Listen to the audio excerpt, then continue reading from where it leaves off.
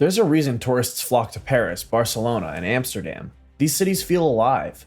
Streets are alive with the hum of conversation, the clatter of bicycles, the aroma of fresh bread wafting from corner cafes. Public squares invite people to stay. Parks offer a calm retreat without the vast emptiness of a suburban extension. In short, these cities are designed for humans. And yet, around the world, cities are trying and failing to replicate this magic. From Dubai to Austin, municipal planners and developers dream of cobblestone streets, chic cafes, and vibrant plazas, hoping to bottle the European experience. But for every successful adaptation, there are dozens of sterile, hollow, European-style neighborhoods where charm is painted on rather than earned through centuries of thoughtful urban evolution. So why do we keep copying Europe's cities? And more importantly, why do we keep getting it wrong? To answer this, we need to examine what makes European cities work, why their style is so seductive, and why modern imitations rarely capture the soul behind the facade. Chapter 1. What European cities actually do right. European cities have long been admired as models of urban design, but the admiration is not superficial. Their streets, neighborhoods, and public spaces are products of centuries of experimentation, adjustment, and cultural evolution. The principles that underpin their success go beyond aesthetics. They're rooted in human needs, social cohesion, and functional efficiency. Understanding what European cities do right can provide actionable lessons for planners worldwide. One of the most striking features of European cities is density designed for livability. Unlike many modern high-rise developments which cram people into buildings with minimal social infrastructure, European urban density balances population with public space. Consider Barcelona's Eixample district, designed by Ildefons Cerdà in the 19th century. Its grid layout with chamfered corners, interior courtyards, and uniform street widths maximizes walkability while maintaining adequate light and ventilation. The design creates streets and blocks that are human scale, supporting vibrant street life without crowding residents. This density allows for a high concentration of shops, cafes, schools, and cultural venues, fostering urban ecosystems that function naturally without heavy reliance on cars. Similarly, Paris exemplifies how thoughtful density supports urban life. Haussmann's renovation in the 19th century introduced wide boulevards and uniform building heights that facilitated movement and social interaction. By structuring population density around mixed-use neighborhoods, Paris enables both accessibility and social vibrancy. The key lesson is that density is not merely a numbers game. High population must be paired with well-planned streets, amenities, and green spaces to enhance quality of life. European streets are intuitively human-centric. Buildings, sidewalks, street furniture, and lighting are proportioned to people, not vehicles. This attention to scale transforms mere infrastructure into inviting usable spaces. In Amsterdam, streets are narrow and intimate, with buildings aligned to create a sense of enclosure that encourages walking.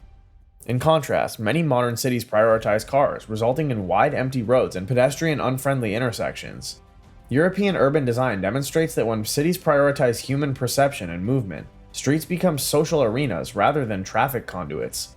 Human-scale design also extends to micro-features like the placement of benches, trees, and lighting, fosters comfort, and encourages lingering. These seemingly small details accumulate to create a city that feels safe, accessible, and alive. Europe's success is tightly coupled with efficient multimodal transit systems. Cities like Vienna, Berlin, and Amsterdam have invested in integrated networks of trains, trams, buses, and bicycles that connect residential areas to employment centers and cultural hubs. Public transport is not an afterthought. It's central to the city's functionality. Amsterdam's cycling infrastructure is a prime example. Dedicated lanes, traffic-calmed streets, and safe parking facilities make cycling both convenient and culturally normative. Residents do not perceive bicycles as alternatives. They're integrated to daily life. In cities where this integration is missing, attempts to emulate it often fail because infrastructure alone cannot change ingrained behavior. Public transit systems in Europe also support economic equality.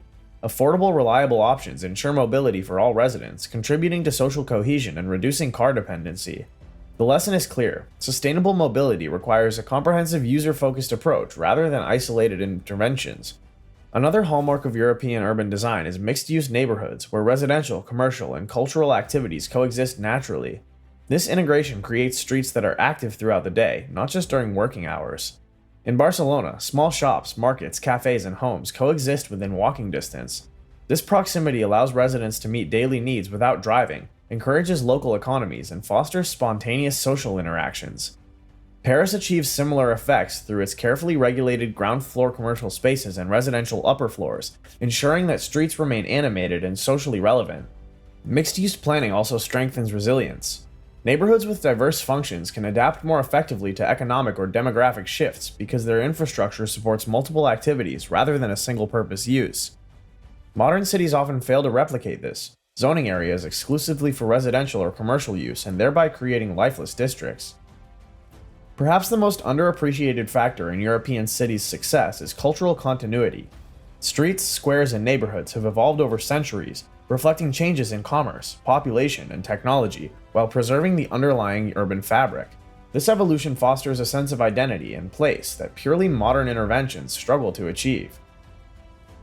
Rome's piazzas, for example, are not just architectural features, they're social stages where life unfolds daily, shaped by centuries of civic rituals, markets, and gatherings. These spaces are adaptive. They accommodate festivals, protests, street performers, and everyday socialization. Similarly, Venice's canal network is not just picturesque, it was designed for commerce and transportation, evolving organically with the city's needs. Cultural continuity provides more than aesthetics, it underpins urban functionality. Cities with deep historical layers offer intuitive navigation, established public spaces, and social norms that encourage engagement. Attempting to replicate this in new developments without time, culture, or iterative adaptation leads to superficial limitations. Finally, European cities excel in creating public spaces that function as social infrastructure.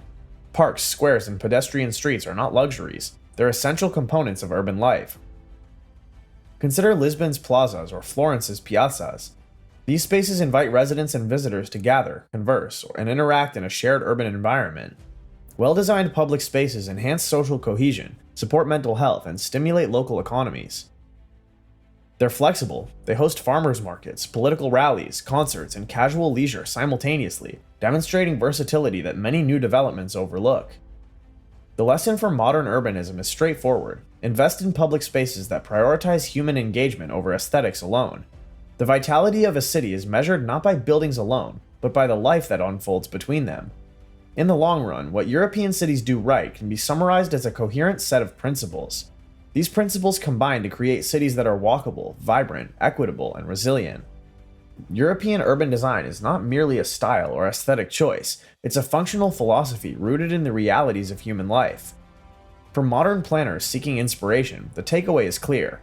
European cities succeed not because of superficial beauty, but because they integrate social, cultural, and infrastructural intelligence into every block, street, and plaza. Copying the surface will fail. Understanding and applying the principles can transform urban environments into places where people want to live, work, and connect. Chapter 2: Why the World Keeps Trying to Imitate European Cities.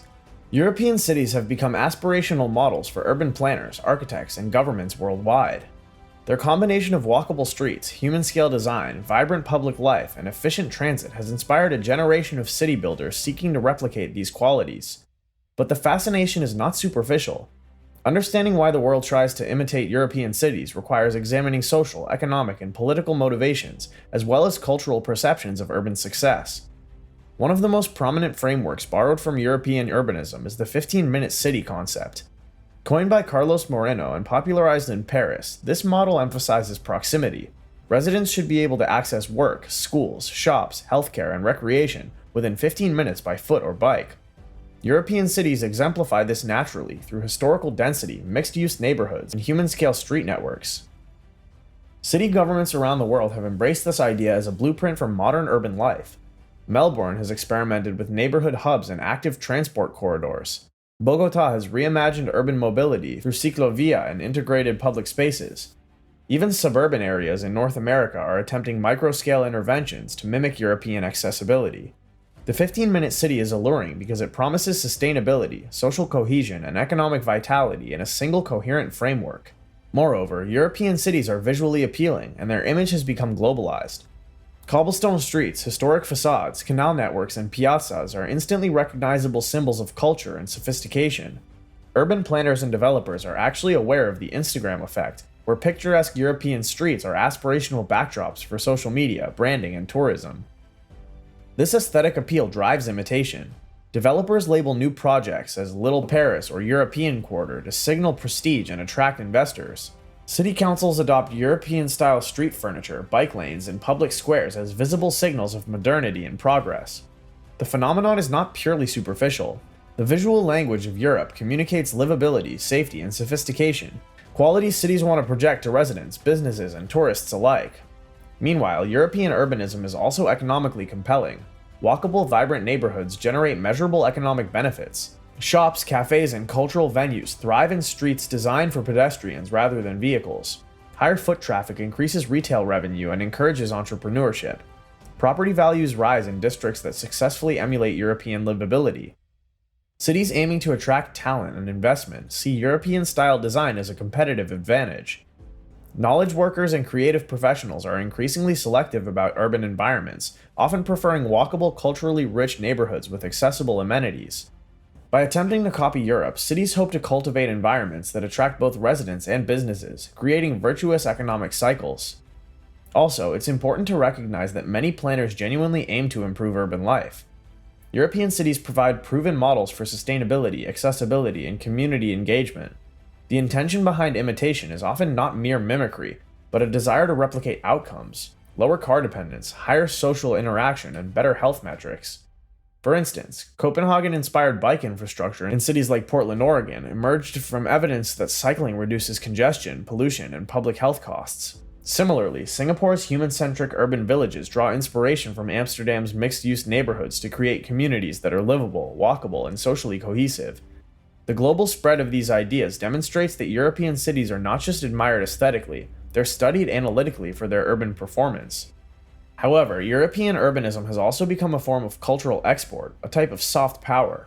Cities like Paris, Amsterdam, and Barcelona are associated not only with architecture, but with a lifestyle, leisurely walks, cafe culture, accessible public spaces, and vibrant street life.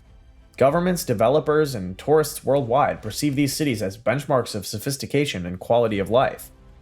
By imitating European urban models, cities attempt to import not just physical design principles, but the social and cultural cachet associated with them. This phenomenon is particularly noticeable in globalized real estate markets, where residential districts styled after European neighborhoods appeal to affluent buyers seeking a cosmopolitan identity. Several cities illustrate the global drive to replicate European urbanism. In the late 20th century, Portland adopted European-inspired pedestrian and cycling infrastructure. The city emphasized compact neighborhoods, mixed-use zoning, and human-scale design, positioning itself as a European-style American city. Inspired by European models of walkability and public transport, Bogotá has implemented ciclovia and developed a robust bus rapid transit system.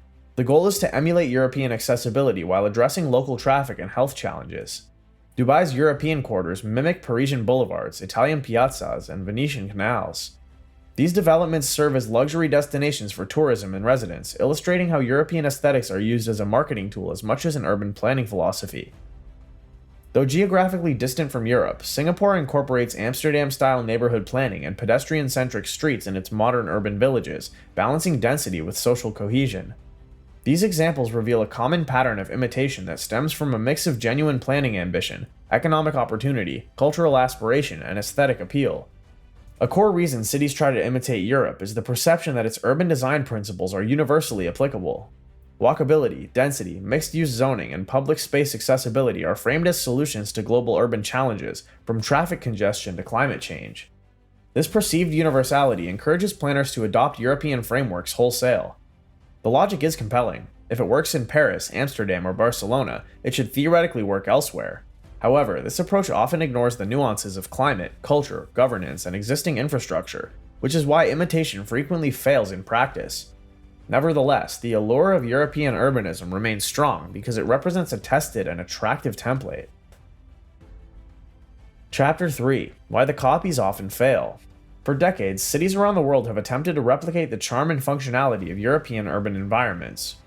From new urbanist neighborhoods in the United States to luxury developments in the Middle East, the allure of Parisian boulevards, Amsterdam canals, and Barcelona superblocks is undeniable. Yet, despite significant investment and careful planning, most of these attempts fall short. Understanding why these copies fail requires examining structural, cultural, and political realities that European cities have developed over centuries, contexts that cannot be simply transplanted. One of the most significant barriers to successful imitation is car dependence. Many modern cities were built or expanded with the automobile at the center of urban planning. Highways, wide arterial roads, and dispersed residential zones create environments where walking, cycling, or public transit are inconvenient or unsafe. Attempting to graft European-style pedestrian streets or cycling lanes onto such infrastructure often produces ineffective or underused amenities. A bike lane in a car-dominated suburb may exist physically, but fails to change behavior. Amsterdam's success with cycling is not merely about lane markings. It relies on cultural acceptance, traffic-calm streets, dense development, and integrated transit, all interdependent systems that cannot be replicated superficially. Another common obstacle is rigid zoning. European cities evolved with mixed-use neighborhoods where residential, commercial, and civic spaces coexist. Modern urban planning, particularly in North America and parts of Asia, often enforces strict zoning laws, separating housing, offices, and retail. This creates dead districts that lack the vibrancy European streets naturally sustain. Even when planners introduce European-style plazas or pedestrian corridors, the surrounding zoning may prevent shops, cafes, or local markets from establishing themselves. Without the organic mixture of uses, streets appear designed but lifeless. Imitation fails when structural regulations inhibit the social interactions that give European cities their vitality. However, European urbanism is the product of centuries of incremental development, whereas many modern imitations operate within short political cycles. Urban planners in new cities face pressure to deliver visible results within a few years or even a single term. Cultural, social, and infrastructural changes that make streets vibrant in Europe took decades, if not centuries. In contrast, modern projects often prioritize aesthetic features without cultivating the underlying social networks and organic growth that give these elements meaning.